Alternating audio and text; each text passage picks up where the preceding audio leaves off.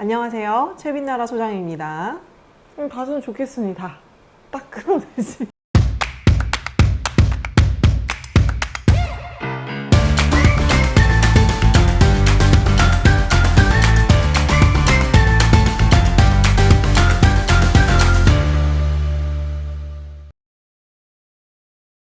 부모님들이 가장 고민을 많이 하시는 부분이 미디어를 어디까지 허용해 줘야 하고 또 통제를 해야 하는지에 대한 고민을 많이 하시는 것 같아요.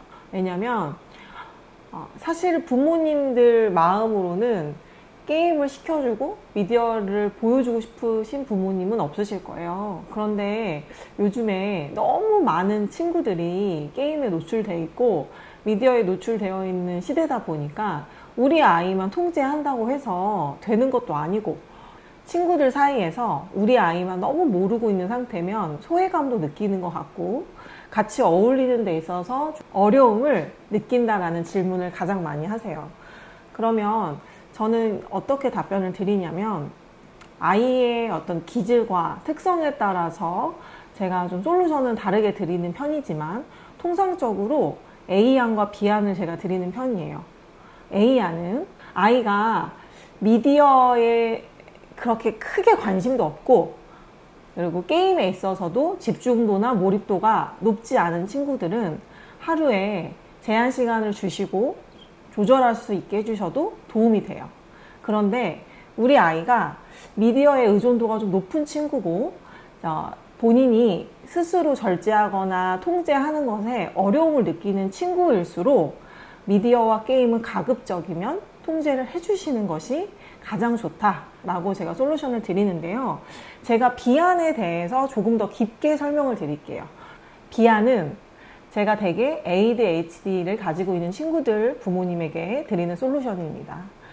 왜냐면요, 아이들이 미디어를 사용하고 언젠가는 또 사용하게 될 건데 지금부터 너무 통제하면 더 아이들이 집착하는 것 같아요, 선생님. 그러니까 하루에 10분이라도 30분이라도 조금씩 훈련하게 하면 어떨까요? 이렇게 이제 저한테 의견을 주시는데요. 사실은 제가 이런 이야기들을 참 많이 해요. 친구들끼리 오랜만에 모여서 이제 파자마 파티를 했다고 해요. 어떤 집에서. 근데 어떤 가정은 완벽하게 통제한 집이고 어떤 집은 미디어를 좀 허용해줬던 집인 거예요. 그런데 어머니가 그 두 집을 보시고 너무 놀랬던 게, 미디어를 통제했던 집 아이들이 이렇게 이야기했다고 해요. 오늘은 게임도 시켜주고 영화도 보여주고 넷플릭스도 보여주고 오늘 천국 같아요, 엄마. 오늘이 정말 제 인생의 가장 기쁜 날이에요. 이렇게 표현을 하고 갔다라는 거예요. 그러면서 어머니께서 저에게 이렇게 물음을 하셨어요. 그렇게 아이들이 천국 같다라고 하는데 너무 통제하는 거 아닐까요? 너무 아이들이 안쓰러웠어요 라고 이야기를 했습니다. 근데 제가 그 어머니께 뭐라고 설명을 드렸냐면요, 어머님의 아이는 언제 엄마 나 지금이 천국 같아요, 너무 행복해요 라고 얘기한 적이 언제셨나요? 사실은 그렇게 크게 많이 들어보시지 못하셨을 거예요. 게임 30분 시켜주신다고 해서, 영화 한 편 보여주신다고 해서 미디어에 노출된 친구들이 엄마 오늘 너무 천국 같아요, 너무 행복해요, 엄마 너무 감사합니다, 이런 얘기가 나오지가 않아요. 그 말은 뭐냐면요, 이미 미디어에 노출된 친구들은 그게 당연한 거예요. 그 30분이 당연한 거고 그 1시간 게임하는 것이 당연한 거예요. 그런데 야, 오늘은 숙제도 많고 해야 될 일도 많으니까 오늘은 좀 줄여보자 하면 불행감은 크게 느껴요. 대신에 행복감은 작게 느껴요. 요즘 가장 많은 질문을 어머니들께 받는 부분이 미디어 사용 제한에 대한 부분이에요. 그것은 아마도 아이들이 모두가 스마트폰은 또 가지고 다니는 시대가 되었고 핸드폰과 미디어를 모두 사용하는 시대가 되어서인 것 같아요. 그런데 제가 어머니들한테 어떻게 솔루션을 드리냐면, 미디어를 사용하게 할까요? 말까요? 이렇게 제가 말씀드리는 것이 아니라 매일 반복적으로 루틴화하는 것을 하지 말아라 라고 제가 설명을 드리거든요. 예를 들면 매일 30분 게임, 매일 1시간 영상, 이렇게 매일 루틴으로 만드는 것이 아이들의 뇌 발달에 가장 치명적이기 때문에 아이들에게 미디어 사용 제한을 하실 때에는 가끔 일정이나 루틴을 정하지 않고, 야, 오늘 시간도 좀 남고 숙제도 빨리 했는데 엄마가 게임 한번 시켜줄까? 이런 식으로, 오늘 우리 가족들끼리 같이 영화 한 편 볼까? 이런 식으로 가끔, 주기적으로 하는 것이 아니라, 루틴으로 만드는 것이 아니라 이렇게 가끔 미디어를 노출해 주면서 사용하게 하는 것이 사실 아이들에게 가장 좋은 방법이에요. 저도요, 아이가 셋입니다. 아이들이 셋이다 보니까 잘 놀 때는 또 잘 놀다가 한 번 이렇게 탁 부딪히는 순간이 있는 것 같아요. 그럴 때는 아주 세상 죽일 듯이 아주 그냥 서로 물고 뜯고 몸싸움까지 하는 것 같아요. 그런데 제가 그럴 때 이렇게 볼 때마다, 아, 저거 어떻게 해야 되지? 라는 생각이 저도 들어요. 아마 엄마들, 아버님들이 그런 형제 자매 육탄전을 보실 때마다 멘탈이 붕괴되는 것을 많이 느낄 거예요. 저는 아이들이 싸울 때 일단은 부모님께서 아이들 둘이 보고 있는 자리에서 각각 훈육하시기보다는 각각 분리시켜서 거기에 맞는 훈육을 하는 것을 많이 권장드리고 있습니다. 왜냐하면 아이들에게도 인격이 있고요, 아이들에게도 또 생각이 있어요.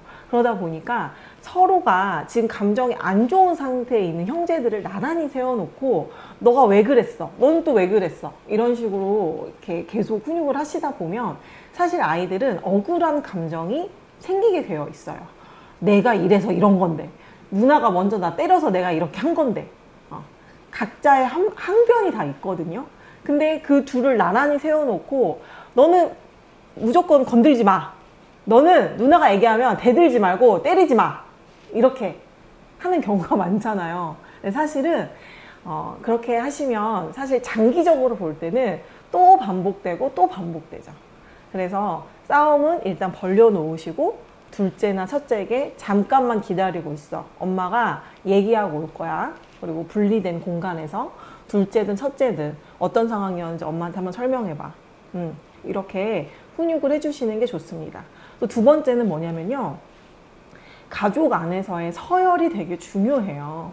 사실은 서열을 부모님께서 잘 세워주시는 것이 가정에서 싸움을 방지하는 데 큰 도움이 됩니다. 예를 들자면요, 유독 첫째가 동생들을 괴롭히는 집들이 있어요. 이유 없이 시비 걸고 때리고 지나가다가 물건 툭 던지고. 그러면 엄마 아빠들 입장에서는 첫째에게 계속 훈육하게 되어 있어요. 근데 동생 앞에서 훈육을 하시잖아요. 그러면 첫째들의 그런 모습이 점점점 더 가중됩니다. 왜냐하면 자기가 언니로서 동생에게 대접을 못 받는다라고 계속해서 느끼기 때문이에요. 그럴 때 첫째의 마음을 조금 헤아려 주시고, 애야, 엄마랑 얘기 좀 하자 하고 방으로 데리고 또 가셔서, 엄마가 볼 때는 너가 둘째한테 자꾸 이유 없이 시비를 걸고 물건을 던지고 때리고 하는 것 같은데 혹시 엄마한테 서운한 게 있었어? 아빠한테 좀 서운한 게 있었어? 엄마에게, 아빠에게는 넌 너무나도 소중한 존재야. 근데 그거 못지않게 둘째도 우리의 가족이잖아. 그러니까 너가 언니답게 또 형답게 서로 좀 아껴주고 사랑해주면 좋을 것 같아. 그래도 엄마는 널 믿어. 왜냐면 네가 그랬을 때는 그럴 만한 이유가 있었을 거라고 생각하거든. 그래서 엄마가 오늘 너를 방으로 불러서 대화하려고 하는 것은 너만의 어떤 이유와 너만의 어떤 생각을 들어보고 싶었어. 오늘 말해줘서 너무 고맙고 엄마도 한번 우리 첫째가 얘기한 걸 가지고 좀 도와줘 볼게. 이렇게 얘기하시면 좋을 것 같아요. 저도 지금 3살, 4살, 7살 아이들을 키우고 있어요. 정말 헬 구간이죠. 아이당 한 번 정도는 그런 경험을 제가 했던 것 같아요. 첫째도 마트에서 한번 들어누운 적이 있고, 둘째도, 셋째도 지금 들어누운 적이 있었던 것 같아요. 근데 제가 그럴 때마다 많이 당황스러워요. 아, 그래도 내 아들, 딸들인데 마트에서 들어누우면 내가 어떻게 해야 되지? 이런 생각을 저도 들 때가 있어요. 그런데 제가 어머니, 아버님들한테 말씀드리고 싶은 거는 대자로 뻗은 행동에 대해서 절대 당황하시면 안 돼요. 아이들은 당연히 그럴 시기예요. 원함이 생기고 바라는 게 생기면 그냥 경주마처럼 그냥 그거를 이룰 때까지 계속해서 부모에게 요구하거든요. 사실 그게 당연한 거예요. 때로는 아이들에게도 좌절이 필요하고 안 된다라는 것을 알게 하는 것도 중요하거든요. 그래서 제가 부모님들에게 드리는 솔루션은요, 과감히 스쳐 지나가시면 됩니다. 그럼 아이가 엄마 하고 이제 뛰어오겠죠, 마트에서. 그럴 때 아이를 탁 안아서 귀에 대고 이렇게 말씀해 주세요. 저게 먹고 싶었어? 저게 갖고 싶었어? 그런데 누구누구가 원하는 걸 다 해줄 수는 없어. 오늘은 엄마가 저걸 사줄 수는 없을 것 같아. 마음을 한번 다스려 보자. 이 얘기를 몇 번 하셔야 되는 줄 아세요? 100번 하셔야 돼요. 1000번 하셔야 돼요. 그런 것들이 10번이 되고 6번이 되고 3번이 되면 점진적으로 줄여나가는 시기가 되고 아이가 설득이 된다는 경험이 생기면 육아로부터 자신감이 생기실 거예요. 우리 아이는 내가 말하면 설득이 되는 아이야. 우리 아이는 한 번 안 된다고 하면 수용하는 아이야. 그게 바로 아이와 부모의 신뢰관계가 형성되는 과정이거든요. 그런데 분명 100번이고 20번이고 똑같이 설명하고 설득하는 과정이 그렇게 많지 않으셨을 거예요. 다그치셨거나 당황하셔서 그냥 얼마 안 되니까 좀 사주자 하고 넘기셨거나. 이 과업을 꼭 한번 이뤄 가셨으면 좋겠습니다.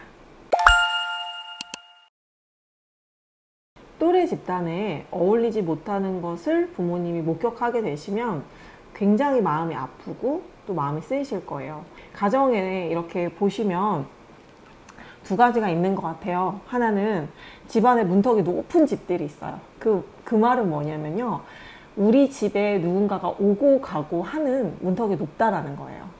조금 개방적인 집들은 다른 집도 불러서 같이 식사도 하고 모임도 갖고 부모님의 어떤 사회관계를 계속 노출하는 집들은 사실은 아이들도 사회성이 조금 높은 경우들이 있어요. 그런데 부모님이 집안의 문턱이 높은 경우에는 아이들도 덩달아 사회성이 좀 낮은 경우들이 있죠. 그래서 제가 그런 집들은 어머니, 아버님들부터 좀 집안의 문턱을 낮춰서 친구들도 초대해 보시고 또 절친들도 불러서 같이 식사하시고 이러면서 아이들은 노는 것 같지만 엄마가 친구에게 어떤 대화를 하고 있고 아빠가 친구들이랑 웃으면서 어떤 대화를 하는지 다 듣거든요. 거기서 익히고 배우는 것들을 또 아이가 나가서 하게 되어 있어요. 그게 첫 번째고요.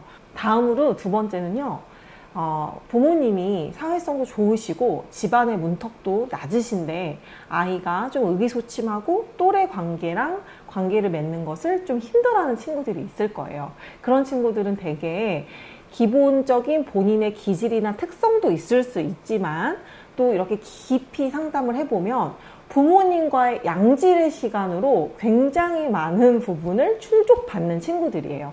그러다 보니까 굳이 내가 나가서 양보하고 배려하면서 내가 마음을 상하면서도 막 웃으면서 친구들이랑 관계를 유지할 이유가 크게 없는 거죠. 왜냐?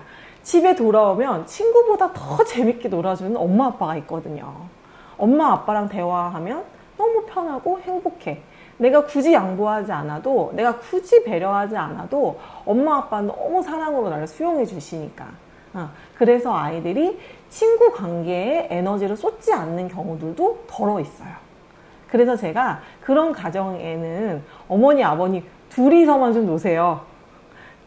너무 아이들 중심으로만 생활하지 마시고 부부 중심으로 한번 좀 지내보세요.